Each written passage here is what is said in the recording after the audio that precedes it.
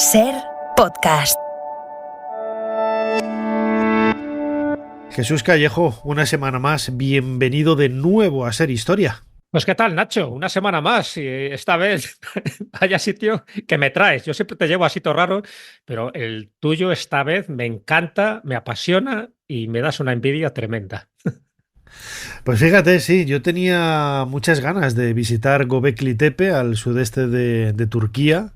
Me invitó Turkish Airlines, a quien tengo que agradecer el detalle, ¿no? de haberme llevado hasta allí, primero hasta Estambul y luego un avión hasta Sanliurfa, que es una ciudad que está muy cerquita de Göbekli Tepe, y es un lugar realmente impactante, ¿eh? Porque por mucho que hayas oído, por mucho que hayas leído, que ahora veremos, ¿no?, que hay muchos misterios alrededor y todavía no hay quizás no se ha escrito la última palabra ni la última página de este libro misteriosísimo de Göbekli Tepe, pero a mí me emocionó, porque es de esos lugares casi como a los que cualquier aficionado a los misterios de la arqueología o de la historia en general tiene que peregrinar hasta allí. Me consta que es uno de tus lugares pendientes, ¿no? Tú conoces muy bien Turquía, pero sí, no has estado allí, ¿no? Sí, he estado varias veces en Turquía, pero no he llegado tan al este, no he llegado a Sanliurfa, la antigua Urfa, la antigua Edesa, también un poco que hay mucha Edesa, gente que dirá, pues es la misma. Pues sí, es la misma, lo que pasa es que es la manía de cambiar los nombres. Y efectivamente, lo tengo ahí pendiente porque para mí es una cápsula del tiempo, está claro. Ahí el hecho de que se enterrara esa ciudad, que haya sido descubierta, pues relativamente hace nada, ¿no? De hecho, dentro de poco iremos en el cronovisor precisamente a esa fecha donde se empiezan a descubrir los primeros vestigios y sobre todo lo más importante, lo que se descubre, ¿no? Que es primero en muchísimas cosas, ¿no? Desde el primer templo, el primer santuario, el primer lugar de peregrinación, el primer lugar donde se domestica la cebada y el trigo, también algunos animales como las ovejas y las cabras, en fin, tantas y tantas cosas que desde luego lo hace apasionante. Y también, como tú bien decías, la parte del misterio, el por qué se construye esa construcción tan megalítica, tan extraña, por qué tiene tantos animales, ¿no? En los relieves, en los bajorrelieves, tanto de los pilares como de los distintos pedestales, lo que se está descubriendo actualmente y bueno, yo no sé si a lo mejor ahí tú preguntaste eso, me imagino que sí, que actualmente lo que se ha descubierto y lo que queda por descubrir. Klaus Smith, en su época, el descubridor de Göbekli Tepe, él hablaba de que en esa época, antes de que él muriera en el 2014, se había solo excavado y descubierto un 10% o un 15%. O sea que me imagino que todavía seguimos en esa proporción, ¿no? Sí, totalmente. Queda muchísimo por hacer. Tanto del propio yacimiento como la interpretación que se haga de esos datos que ya han salido a la luz, ¿no? Que es lo que lo convierte en algo tan llamativo y tan misterioso, ¿no? Ahora lo veremos, ¿no? Aparecen esos santuarios en medio de la nada, bueno, santuarios por decir algo, porque no sabemos tampoco si eran templos o no, ¿no? Hay alguna teoría que dice que incluso podrían ser zonas habitacionales, pero en cualquier caso no hay necrópolis, no hay enterramientos, no hay poblados, ¿no?, de la gente que debió de haber construido aquello, y eso es lo que lo convierte en un interrogante con mayúsculas en la historia de la arqueología. Acuérdate cuando visitábamos Malta, en el Museo Arqueológico, en La Valeta, al hablar de esas de las salas dedicadas a las Karrats, estas misteriosas pistas, ¿no?, que recorren la isla. A mí me llamó mucho la atención en uno de los extremos de la sala esa interrogante gigante, ¿no?, que habían puesto ahí, porque realmente no se sabe lo que es, ¿no? Y pues aquí habría que hacer también algo parecido, ¿no?, para poder intentar ayudarnos a comprender qué es realmente lo que hay allí. Pero bueno, como siempre, Jesús, tenemos aquí preparado el teclado de nuestro cronovisor. ¿Cuál es la fecha que nos propones esta semana para viajar en el tiempo y conocer los secretos de Göbekli Tepe? Pues la fecha es el 11 de octubre de 1994.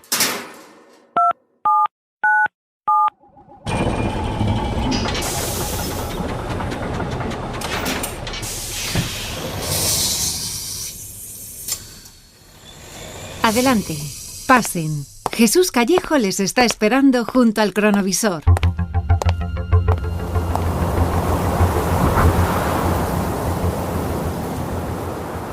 Hace Hace un poco de rasquilla, ¿eh? Corre viento por aquí arriba. Sí. Es lo Jesús, que tiene ser octubre y estar en una colina.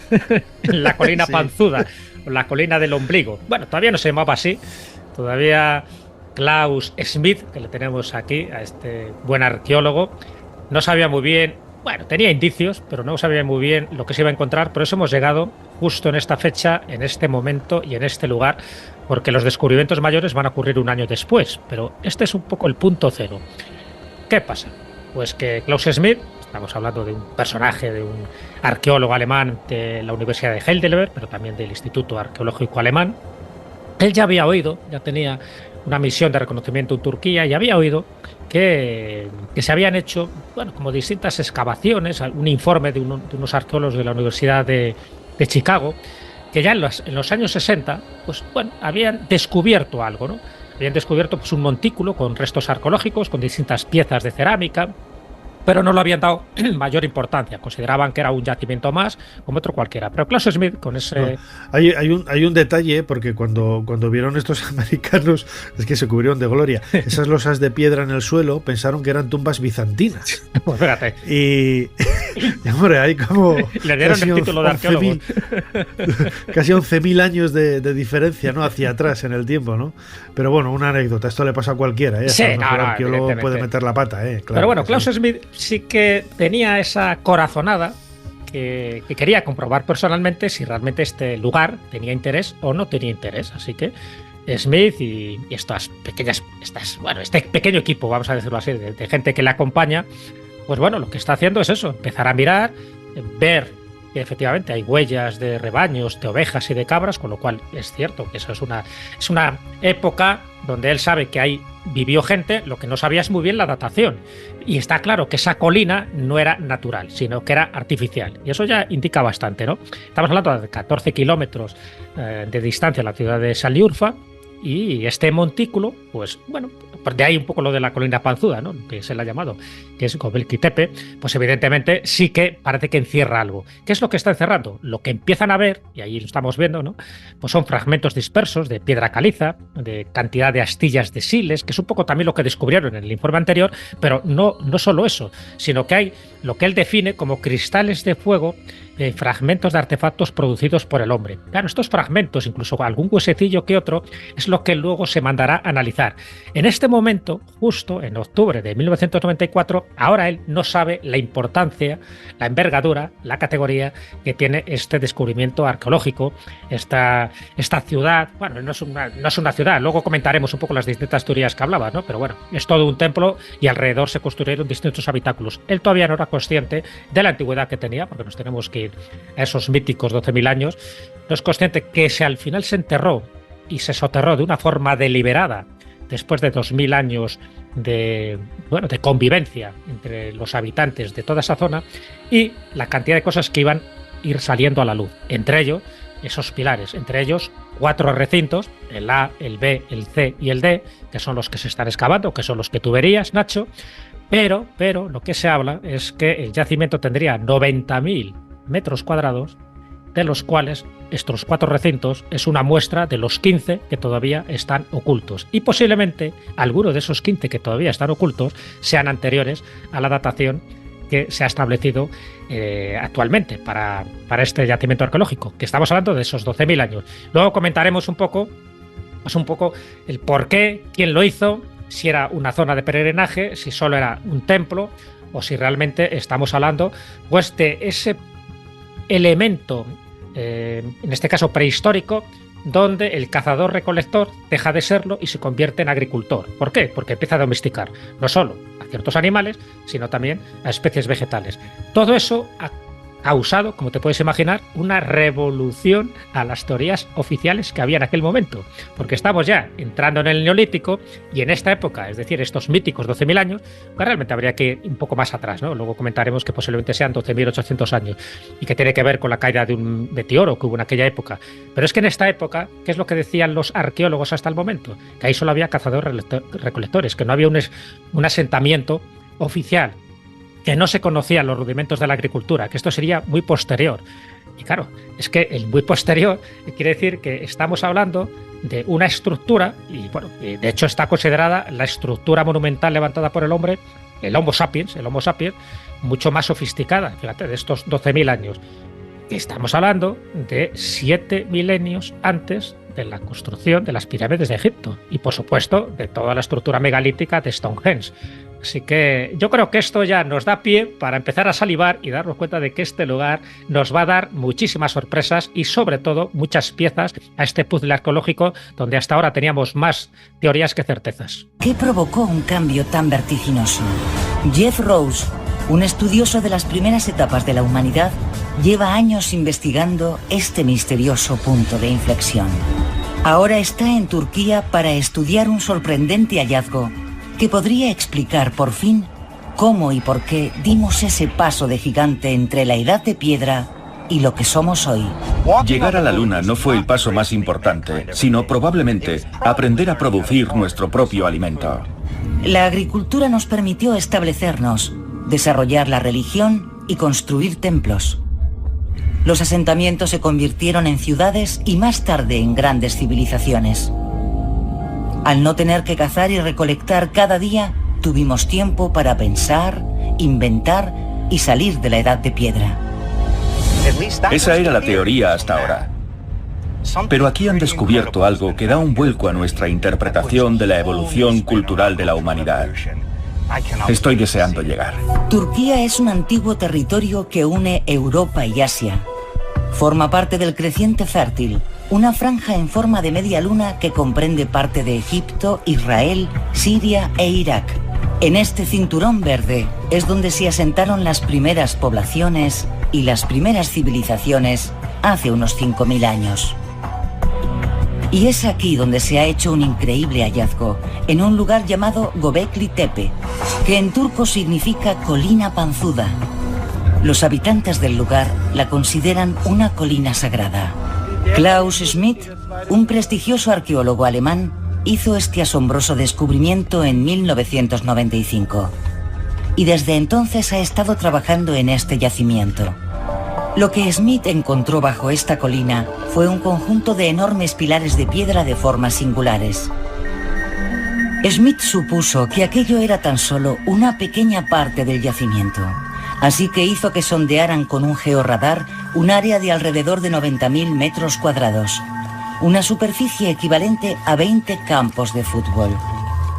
Las ondas electromagnéticas del radar penetran en la Tierra y rebotan cuando tropiezan con un obstáculo, lo que permite crear una imagen de los objetos enterrados.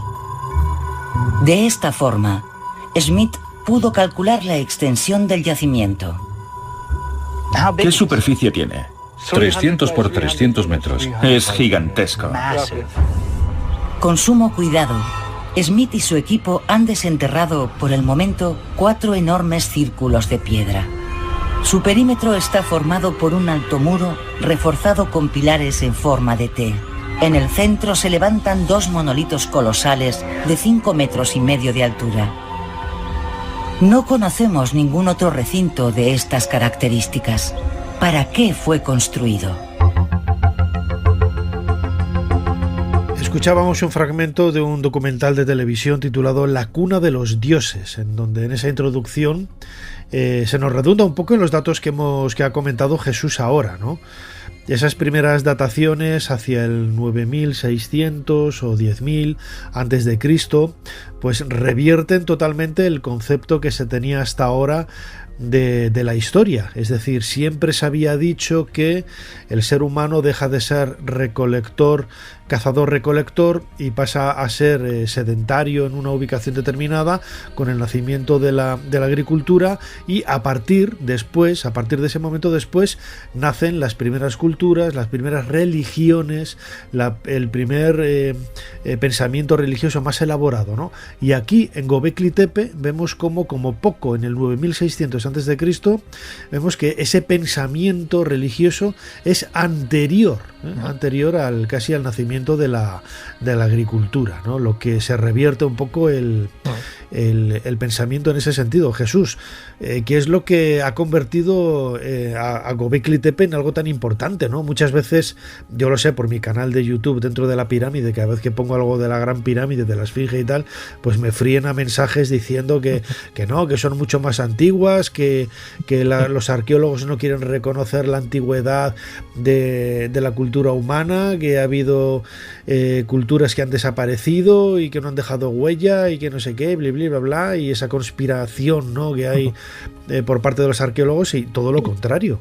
Cuando hubo que retrasar, ¿verdad?, las pinturas rupestres del Paleolítico, las retrasaron 15, 20.000 años y nadie dijo nada, no pasaba nada. Aquí ha aparecido un yacimiento miles de años más antiguo de lo que se preveía y no ha pasado nada, ¿eh? La historia sigue, la investigación sigue, y es lo que lo convierte en algo tan apasionante, ¿no es así?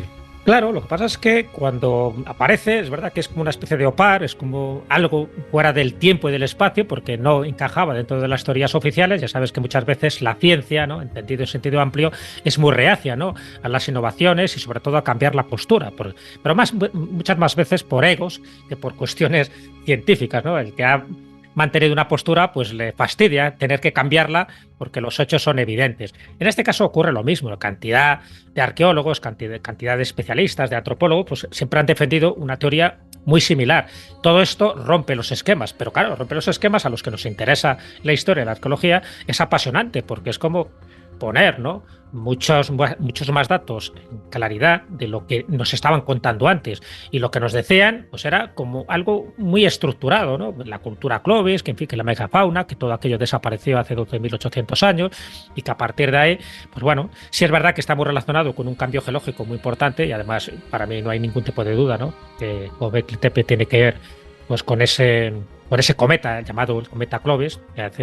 Estábamos entrando ya al final de la edad de hielo, estamos entrando en una época ya de calentamiento, y resulta que un cometa, un asteroide, y eso está totalmente demostrado, cae por una zona de Norteamérica, algunos dicen que por la zona de Quebec, en Canadá, y eso provoca ni más ni menos que 1.300 años de enfriamiento. Es decir, volvemos a entrar en una edad de hielo donde, por supuesto, todo vuelve a cambiar. Es decir, el Homo sapiens, ese cazador-recolector, tiene que cambiar un poco su forma de vivir porque las temperaturas bajan considerablemente. Y posiblemente en muchos de esos pilares, por ejemplo, en el pilar 43 o del buitre, como así se ha llamado, dentro de Göbekli Tepe, dice que puede hacer mención a esa catástrofe. Y estas son teorías apasionantes que incluso ya postuló Klaus Smith, antes de que él muriera de un infarto en julio del 2014. Él ya dejó reflejado varias cosas. Primero, que era el primer templo sagrado construido por la humanidad. Y yo creo que no le falta razón. Es decir, otra cosa es que luego alrededor se construyeran habitáculos. Sabes que luego está la teoría, en fin, la de Ted Bunning, que es el que ha puesto en duda, ¿no?, esta teoría, diciendo que, bueno, que al final estos cazadores-recolectores lo que hicieron fueron crear asentamientos, y después es cuando surge el templo, después cuando surge la religión. Klaus Smith dice que no. Primero surge la religión, es decir, un concepto espiritual, un pensamiento mágico, se construye el templo dedicado a sus dioses que tenían mucho que ver, por supuesto, con la fauna y la flora que había en aquel momento. Y luego es cuando se empiezan a construir los habitáculos. Y por supuesto se convierte en un lugar de peregrinaje porque consideran, como pasa con nuestras catedrales o como pasa con las mezquitas, que son lugares donde tú te encuentras con Dios, ¿no?, con la divinidad, y por lo tanto con la sanación. Porque evidentemente también en aquella época seguro que había objetos de culto que se vendían o que se recogían en esa zona. Bueno, pues todo esto, conociendo un poco que esta catástrofe fue real, que al final esto se entierra como un poco para como dar un mensaje a la posteridad, ¿no?, como diciendo, cuidado, que si no somos cautelosos esto puede volver a ocurrir.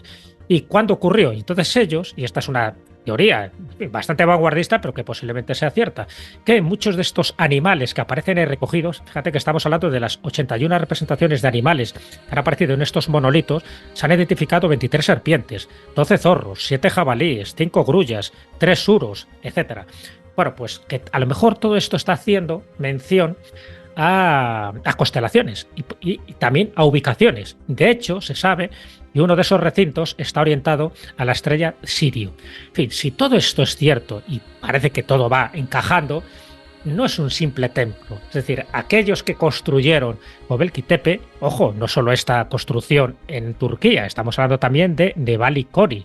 de Sefer Tepe y de Karajan Tepe. Es decir, que estamos hablando de construcciones megalíticas de una época muy parecida, que tenían una conexión entre ellos y que si tenían un fundamento religioso y espiritual y por supuesto astronómico, además de convertirse en un lugar de culto, de inspiración, vamos a llamarla religiosa y espiritual, a lo mejor es un mensaje que están transmitiendo al resto de la humanidad para decir, cuidado, esto nos ocurrió a nosotros, tener cuidado de que no os ocurra a vosotros. Y para que esto no vuelva a pasar, lo vamos a enterrar. Vamos a crear esta colina panzuda, vamos a enterrar todo lo que nosotros llegamos a construir. Ojo, no es la única cultura que lo ha hecho, ¿eh? Hay otras que lo han hecho posteriormente.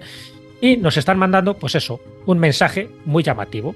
Posiblemente esa cápsula del tiempo que te acabo de comentar, un arca de Noé en piedra, y digo arca de Noé por la cantidad de animales que aparecen descritos y reflejados, y tú habrás visto unos cuantos de ellos, y que a lo mejor por ahí van los tiros y sobre todo coincidiendo con los últimos descubrimientos, las últimas esculturas, también de animales, con un realismo increíble, que nos están diciendo que tenían una capacidad artística de primer orden, pero una capacidad simbólica también de primer orden.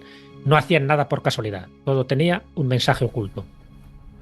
Una de las cosas que me llamó la atención cuando estuve allí en Göbekli Tepe es el otro día, ¿no? En mi canal, antes lo decía, ¿no? En mi canal de YouTube, dentro de la pirámide, hice un directo comparando, ¿no? Algunos elementos de Göbekli Tepe con lo que 7000 años después se ve en el antiguo Egipto, ¿no? En el comienzo de esa historia de Egipto.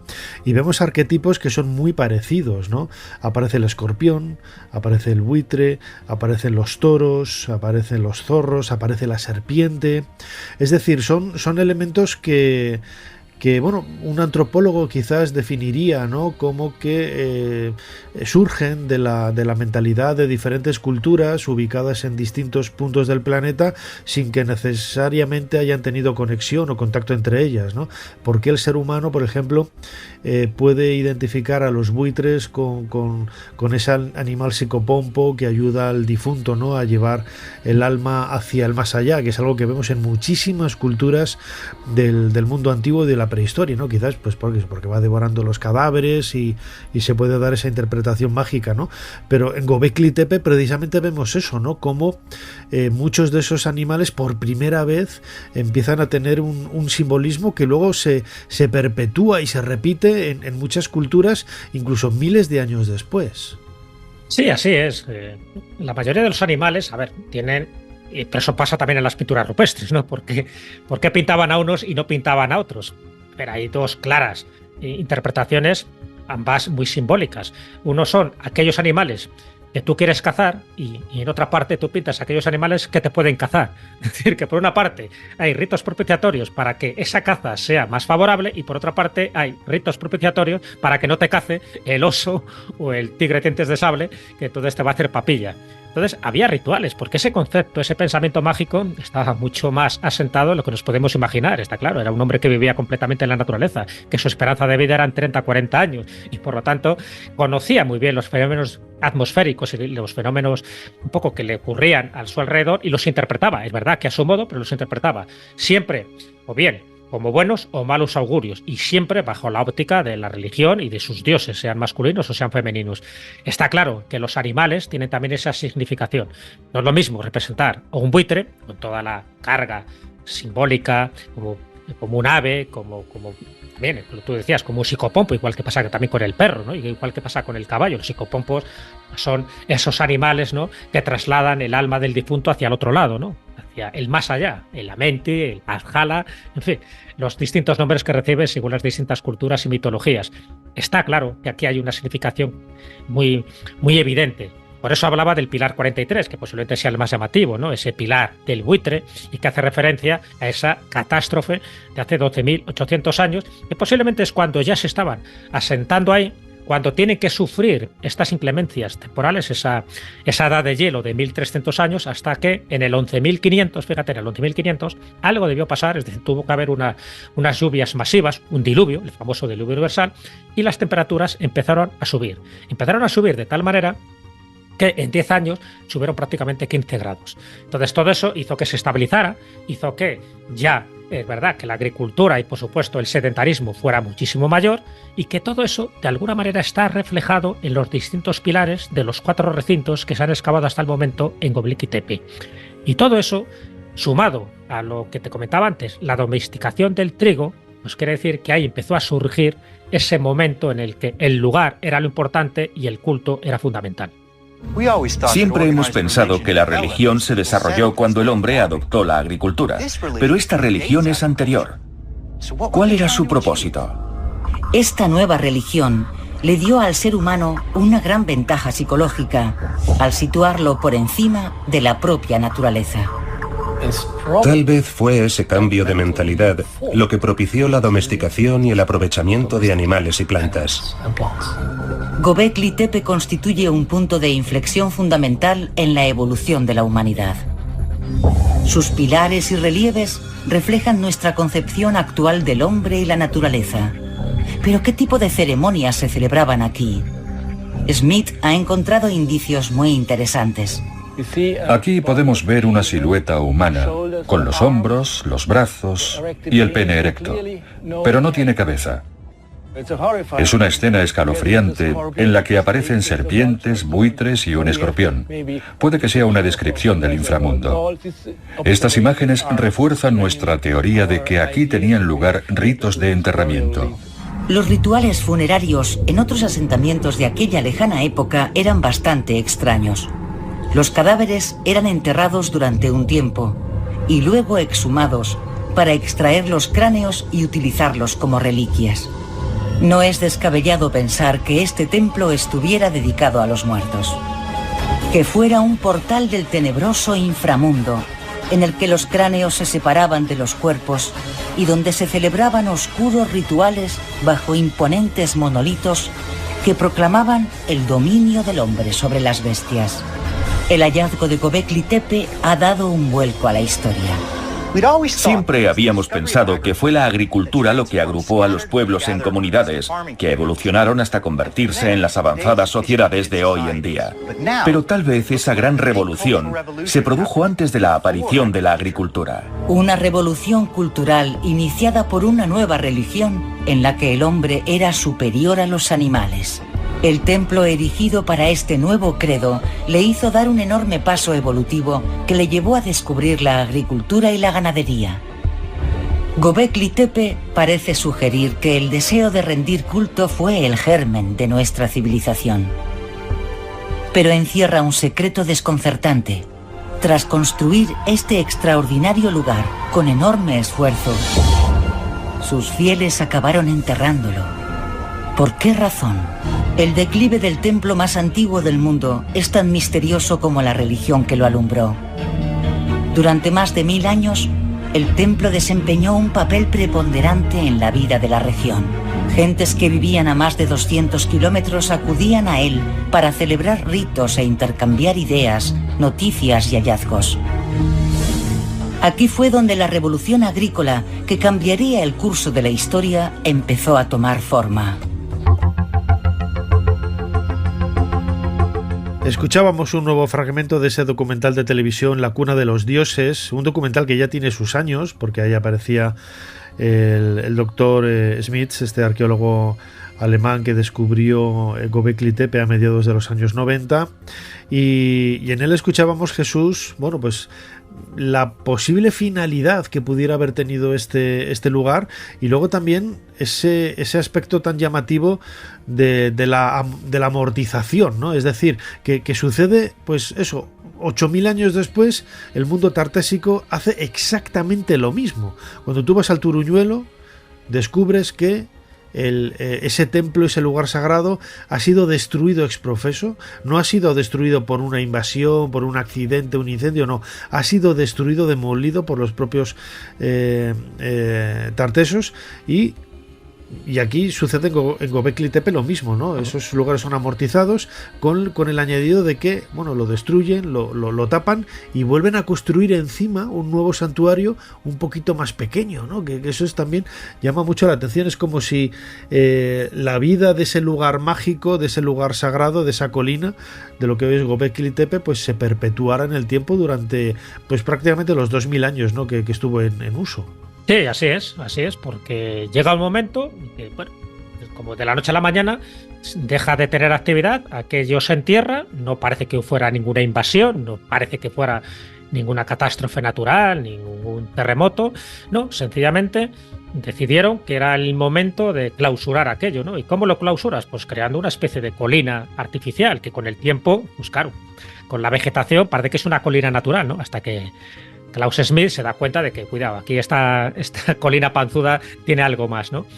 Evidentemente no es la primera ni la última ocasión. De hecho, en China, acuérdate, ya desde la época de Qin Shi Huang, se construían pirámides que luego parecían que eran colinas naturales, ¿no? Pero sin embargo se sabe que debajo había una auténtica pirámide. También se comenta algo parecido en Serbia, ¿no? Con toda la polémica que eso surge. Pero una forma de que pase desapercibido, es decir, que se camufle con el paisaje, es construir algo, es decir, en este caso una tumba o un templo, pero que la gente no se dé cuenta que hay una tumba o que hay un templo. ¿Para qué? Para que cuando llegue el momento, esto es como los tesoros piratas, cuando llegue el momento tiene que ser encontrado, porque si se encuentra antes, al final acarrea una maldición y acarrea pues bastantes perjuicios para la gente que lo encuentra sin tener los conocimientos adecuados, sin saber qué tienes que hacer con ello. Imagínate que esto, lo que estamos hablando ahora, de que Göbekli Tepe y Karahan Tepe se hubiera encontrado hace 150 años. Pues posiblemente no se le hubiera dado más importancia, se hubiera destruido a lo mejor muchísimo material arqueológico, porque no se tenían todavía los instrumentos adecuados, etcétera. Yo entiendo que todo tiene su momento para ser encontrado, y si se encuentra antes, mala cosa, cantidad de cosas que se han encontrado antes, ¿no? Y eso, o bien no han sido valorados, o bien han sido destruidos, o bien se ha vuelto a tapar porque dice, bueno, pues ¿para qué? Si no sabemos para qué sirve. No sé si al final estuviste en Karahan Tepe, porque también es muy importante, sí. Y yo creo que tiene una conexión. Cuéntame un poco, ¿qué es lo que viste allí? Porque sé que se han descubierto 250 obeliscos. Sí. Sí, una de las cosas que más me llamó la atención es, hombre, es más pequeñito que Göbekli Tepe, pero fíjate, está en una colina también en lo alto, y el camino que lleva desde el centro de visitantes hasta ese yacimiento, puedes caminar, bueno, hay un sendero abierto, pero a ambos lados están esos campos de trigo salvaje, que a mí me llamó la atención, ¿sabes? Recuerdo esos estudios de ADN que se han realizado en donde se ha demostrado, ¿no?, que los trigos que hoy cultivamos tienen su origen precisamente en este punto del planeta, ¿no? Exacto. La domesticación del trigo, con lo que nace la agricultura, y ese conocimiento, ese control de los cultivos, parece que se da aquí, ¿no?, en este creciente fértil, en este caso en el sudeste de Turquía, casi en la frontera con Siria, en lo que es Mesopotamia, ¿no? A mí también me emocionó que al llegar a Sanliurfa me dijeran bienvenido a Mesopotamia. Yo nunca había estado en Mesopotamia, ¿sabes? O sea, me pareció una cosa súper bonita y muy emocionante, ¿no?, por ese vínculo que siempre ha tenido Mesopotamia con la cultura egipcia.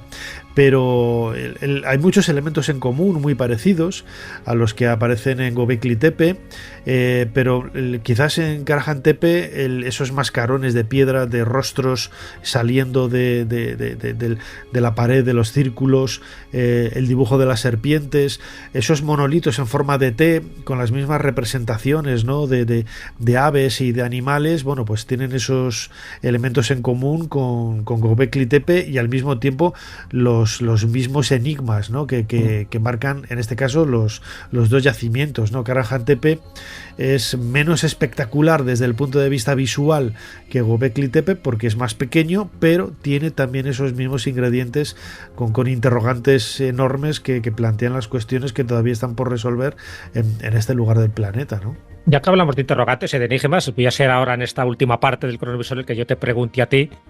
¿Y qué opinas de, claro, esos pilares en forma de T, como tú bien dices, pues muchos además incluso se están haciendo similitudes, ¿no?, de las cosas que se están encontrando allí con otras culturas y con otras inscripciones y con otros símbolos? Bueno, por de pronto muchos de esos pilares en forma de T se parecen mucho a la cultura talayótica, ¿no?, de Menorca, por una parte. Luego, sabes que hay representados, cuando aparecen animales y también incluso figuras humanas, aparecen con un bolso, ¿no?, una especie de bolso, vamos a llamarlo, que también aparece en pues eso, en la cultura mundo asirio, de Sumer, de asirio. Sí, ¿Tú cómo lo interpretas eso? ¿Tú crees que ha habido conexión o que esos bolsos por casualidad aparecen así de repente dentro de la iconografía? No, yo creo que es el punto de partida, es decir, desde esas divinidades asirias de águilas antropomorfas con alas y esos reyes portando esos bolsitos que vemos ahí en la estela 43 con el buitre en la parte superior, pues no sabemos lo que significan, ¿no? Pero pueden ser el antecedente perfectamente, ¿no? Al igual que todos esos arquetipos que decíamos antes del empleo en esa decoración, entre comillas, porque no está puesto ahí para decorar, está puesto ahí porque quiere transmitir un mensaje que nosotros no tenemos el código para poder interpretarlo, pero sabemos que debió de tenerlo para aquellas personas hace casi 10.000, 11.000 o 12.000 años, ¿no? Y el hecho, por ejemplo, de las taulas en Menorca, a mí siempre me llamó mucho la atención, ¿no? Son muy parecidas, se ha hablado también incluso en la parte superior de Göbekli Tepe, de esos monolitos en forma de T, la parte superior está llena de cazoletas, de cazoletas que recuerdan un poco a las que hay en la prehistoria miles de años después, ¿no? Pero en Europa, ¿no? Y se ha hablado de la posibilidad de que en estas formas de T, de piedra, en la parte superior se dejaran los cuerpos para que los buitres los descarnaran. Es una idea... no sé cómo definirla, ¿no? Si naif, tiene su razón de ser también, ¿no? Pero a mí me recuerda siempre cuando lo he leído, yo recuerdo hace muchísimos años, Fernando Jiménez del Oso me decía que él estaba convencido de que las taulas precisamente servían para eso, para colocar en la parte superior un cadáver, eran lugares de enterramiento, no de enterramiento, pero de culto funerario, sí. Y que los buitres se acabaran, ¿no? Y descarnaran. Sí, las torres del cuerpos, silencio, ¿no? Del mateísmo. También. Sí, o sea, vemos en definitiva un montón de referencias que van a lo mismo, ¿no? Y te están contando el mismo relato con palabras muy parecidas. Es como si se hubiera traducido el mismo texto a un texto original a diferentes lenguas, y cada una de ellas tiene sus matices que no son exactamente como la fuente original, pero que quieren en definitiva decir lo mismo, ¿no? Yo creo que un poco está por ahí incluso la posición de las manos, ¿no? Que aparecen en algunas de estas estelas, de estos monolitos, también se parece a la posición de las manos que tienen los moais en la isla de Pascua, ¿verdad? Uh-huh. Y ahí fíjate que estamos hablando de... Los moais son relativamente recientes, ¿no? Comparado con lo que estamos hablando. Pero sí, es verdad, como si hubiera una especie de código, ¿no? Secreto o criptográfico que se transmite casi por ese inconsciente colectivo del que hablaba Jung en su momento. Por eso eran cosas que me interesaba un poco que me dijeras, porque tú lo has visto allí y además como tu experiencia y tu conocimiento arqueológico que tienes, seguro que te parecían muchísimas similitudes. Así que estamos hablando de lo primero, de muchísimas cosas, y eso es evidente. Desde luego que sí, hay que quedarnos con esa fecha, 9600 a.C. o 10.000 casi antes de Cristo, el comienzo de todo, ¿no? La cuna de los dioses, ¿no? Como decía el documental de televisión que hemos utilizado en los cortes de voz para hablar de esta primera aproximación, ¿no? a Göbekli Tepe, que a lo largo de estos meses iremos añadiendo algunas cosas más, porque me he traído muchísima información de allí que podremos ir compartiendo en las próximas semanas, meses con nuestros oyentes. Jesús Callejo, crononauta, como siempre, muchísimas gracias una vez más por habernos ayudado a hacer un poquito más de historia. Pues en este caso, muchísimas gracias a ti por esclarecerme muchas dudas y sobre todo por tener el privilegio de estar donde me gustaría estar dentro de unos pocos años. Voy a implorar a los dioses por eso. Suscríbete a Ser Historia. Todos los episodios y contenidos adicionales en la app de Cadena Ser y en nuestros canales de Apple Podcast, Spotify, iVoox, Google Podcast y YouTube. Escúchanos en directo en la Ser los domingos a la 1:30 de la madrugada. Cadena Ser. La radio.